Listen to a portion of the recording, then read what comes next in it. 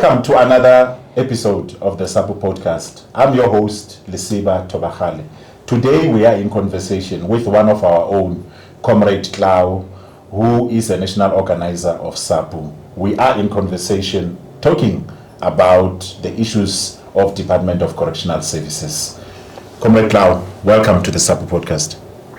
Good morning, Tate Lesiba Tobachale, and I'm very much happy to be with you today to share my knowledge about both SAPU and Department of Correctional Services.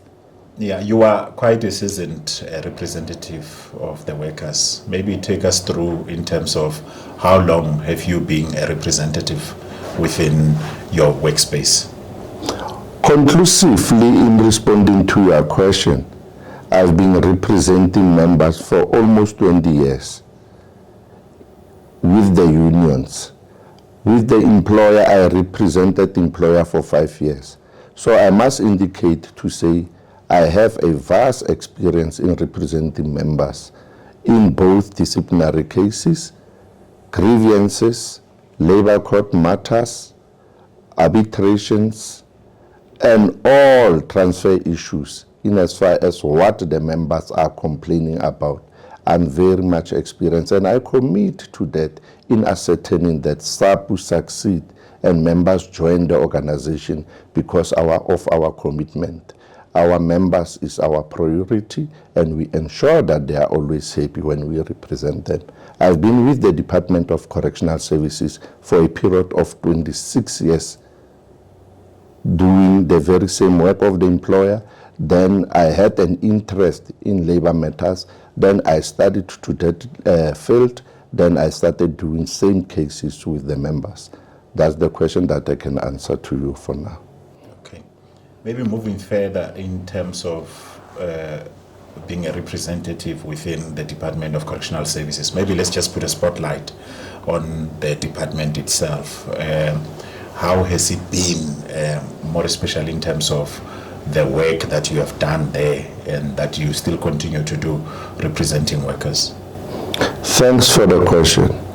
Representing workers is one of things that I'm passionate of.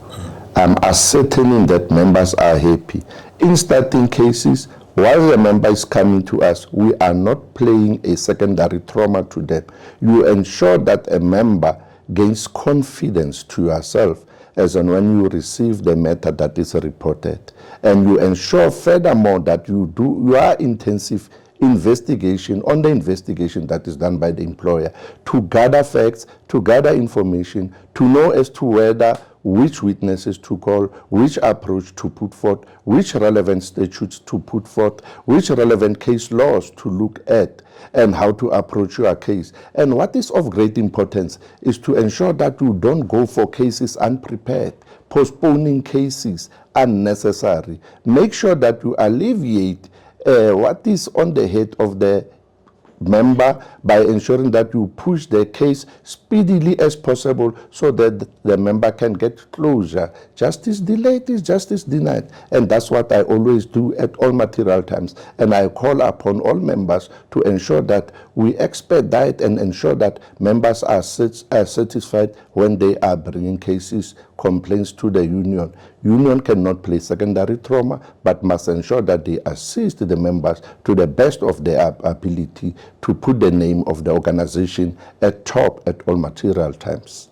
I mean, now you are a SAPU representative under DCS. How has that been? I must indicate that I'm very much happy to be with SAPU. I found home. I'm very much happy. And what is good, if you are an employee working for an employer and you are not happy, you will not deliver what is expected of you. But if you are called upon to work to the employer that you are happy with in all aspects, you will deliver. I must indicate to say SAPU has found its tune, has found space in Department of Correctional Services. Members are happy in both recruitment, and of critical importance that I must indicate, Mr. Lesiba, is the fact that members of SAPU enjoy variety and lot of benefits to that effect. One being the issue of being represented even externally if they are having criminal matters, we're having what we call legal in SAPU on that very same 100 rand. Not any extra money or joining legal aside paying another extra money to that effect. That 100 rand covers you and your immediate family. When you are having criminal matters, we assist you as a member. We can, even if you are arrested wherein you want bail, we can assist you with an amount of up to 10,000 rand. If the bail is fixed at 15, you can put a 5,000 rand as a member to that effect. But SAPU shall have shown interest to the member. We are not happy to see our members inside cells incarcerated. We assist to the best level of our ability. We also ensure that members get representative legal in as far as getting them the lawyers, even the immediate family. However, the 10,000 rand that we are paying for bail for our members is only for that member, I must indicate. Then again, on that 100 rand, we also do not forget members who passes on. Once you pass on as our member, we ensure that the family has something from SAPU, not as a funeral cover. From the 100 rand, we give in 5,000 rand to the spouse if you pass on, or the family if you are not married, for them to can look at as to how they can address the shortages that they might be having with that 5,000 rand. And as a member, we do not only cover you with that, the spouse also, even if it's not a member of SAPU, you get 2,000 rand as a member to can ensure that you look after how to can push the issue of the funeral preparations. And we further assist on kids with ages 21 and less. We give 1,500 rand. Furthermore, if you want to buy a house on the very same 100, it's very interesting, Mr. Lisho, I must say. With the very same 100 rand, if you buy a house, there's a third party in as far as exchanging, in as far as buying of house and whatsoever. We ensure that we give our member at least 6,000 rand to can assist the member in ensuring that the very same transfer costs are done to that effect. And we also give bursaries. But for bursaries, you must be having one of our business, what is MASAPU. MASAPU is our funeral cover. Aside of that benefits that we called Silila now, in as far as the 5,000 rand that we are giving, we have MASAP at a very, very low cost, very cheap. And once you have joined and the other union, you want to come to SAPU and you are having whatever the covers that we are having with those unions, we are not going to put you on a waiting list. Automatically we transfer you, then we calculate, we give you the tariffs and the cost, and you will see by yourself to say it's at a very lowest cost and there's no waiting period to that effect. We are ensuring that members are represented at disciplinary cases.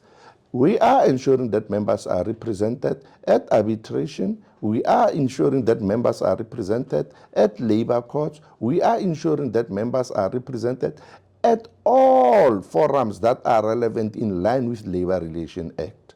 And basically, what we are certain is to say member first. Member is happy. We don't want members to complain. We ensure that members are, because we are not playing secondary trauma to members. Basically, we are there for our members. Yeah, I mean, the Department of Correctional Services is good you covered, in terms of the benefits of SAPU. For the members of DCS who want to join SAPU. DCS has been on the spotlight in terms of different challenges that we have seen. There's contrabands, there's this and that. Maybe if you can share with our viewers in terms of the challenges of DCS that our members are faced with there. The challenges that you are referring to are caused by one critical issue, the shortage of personnel in the Department of Correctional Services. Viewers will learn and understand the fact that the mistake that was done by the Department of Correctional Services is to have full 3 years, full, without recruiting, without taking new students to the college. And you must understand, Mr. Lisiba, as and when you are having the staff personnel, the problem with that is it will go down as a result of mortality. It will go down as a result of disciplinary cases, dismissals.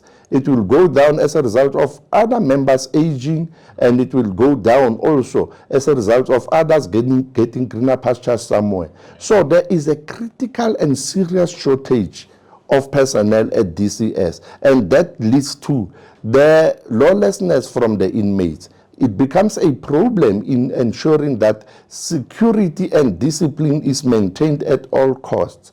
And what is of critical importance is to ensure that you are at the Department of Correctional Services in compliance with white paper on corrections, wherein there must be programs for the inmates that the inmates must follow. We are talking about department as correctional services in correcting the behaviors of inmates. Therefore, we must have the case management system. That on its own, it needs a lot of members, personnel.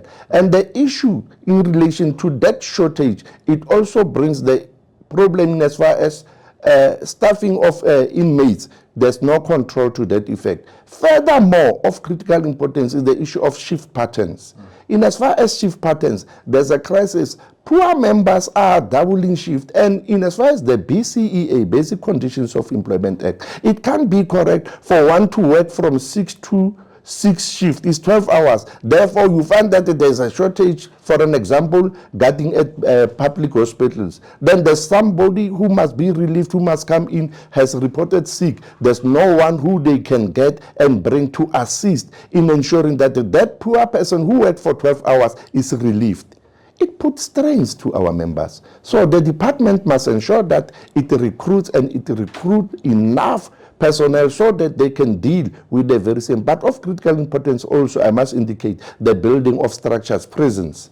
We don't have enough prisons, and there are a lot of inmates in as far as overcrowding. It becomes a problem and a burden in ensuring the success of the very same case management system and rehabilitation to that effect. So prisons are of utmost importance to be built for the overcrowding to be addressed. However, you can't just build structures without having also personnel, because those structures, they will just be there without having correctional officials. We must recruit and ensure that it has enough personnel to that effect, and also addressing the issue of overtimes and whatsoever to that effect. Thank you. You know, I also want to base it on one of our episodes. We had our comrades from Mpumalanga who are coming from other correctional centers, and one was narrating a painful experience where an inmate stabbed him in this regard. Maybe if you can reflect on, are there such types of cases that you can reflect on, because that has to deal with the safety of our members who are working within the correctional centers. How thrive that is, and how does it affect our members? I must indicate that it's very much pain. It's not the Mpumalanga case only. It's all over because of overcrowding. The issue in as far as gangsterism, the 26 in the prisons, the 28, the Big Five, the Desperados, they are formed by both the issue of inmates being bought in cells. They have nothing to do. But if you have enough personnel and you ensure that inmates, in as far as the issue of security, the ratio to that effect is in compliance with the ratio of correctional services. That says 1 member is to 8 inmates. That on its own will assist. But with this shortage that I've just alluded to, there's no way it can be addressed. However, if it is to be addressed, there must be enough personnel. Another issue, the inmates must not be lying in cells after morning, after meals. There must be something that inmates are doing. The inmates, in training them, for them to can ferment for themselves when they go out. We have the agriculture. We have the workshops. We have in as far as those who are doing dressmakings and whatsoever. In as far as the female inmates, others are even doing the hairs, the nails and whatsoever. That builds them so that as and when they are released, they can ensure that they do for themselves, but the recidivism doesn't play its toll. The issue of them going back to the center, to prison, committing again outside is because of starvation. But if we give them trades, we train them, we ensure that they go out of the cells, they don't sleep in the cells, they are not bored, they work hard, that on its own will address that issue. But of critical importance, that stabbing, even if the other officials wants to assist their own colleagues in as far as any incident that is happening within cells, inside cells, the problem lies on the issue of the shortage. If shortage is addressed, then they'll know as to how to address the very same eventualities as and when they are faced with. Yeah, no, I think you're touching on a very critical issue. So the issue of shortages, it really is quite important because there's a whole lot of bearings on it. Now, let's talk to the members who are at Department of Correctional Services, as SAPU has been making inroads and it continues to do so. What message do you have to them in terms of them encouraging them to come and join SAPU in this regard? The organization, for it to succeed, is what it's doing. Already it is on the map. It has marketed itself with what it is providing for the members in as far as benefits. Look, paying of 100 rand. Now economy, the life, it's very expensive. But the organization just needs only 100 rand to cover you on those aspects. At workplace, at any time, you can be charged. At any time, you can be faced with other challenges that needs the organization to assist. And for that matter, you have to ensure that you join SAPU. SAPU will be there for you. We are already having a bargaining right in terms of the PSCBC Resolution 2 of 2017. We are there. We have a bargaining right. What we have to do, we have to ensure that we make ourselves visible to the members. We must go to the stations, we must go to management areas, we must ensure that we sell this business to our members. Our members must understand as to what is that we are providing as and when they are the SAPU members, and to be a SAPU member you benefit. And we are calling upon all the members who are in DCS to support us in our drive to ensure that we plow back to them. Our drive is to plow back to them in assisting them, in ensuring that the environment that they are working in is free from danger, in compliance with the issue of the BCEA, in compliance with all aspects of Labor Relations Act and other relevant acts that are there. And the security will be tightened because we are prepared as SAPU to engage with the management, top management of DCS extensively on issues that burden our members.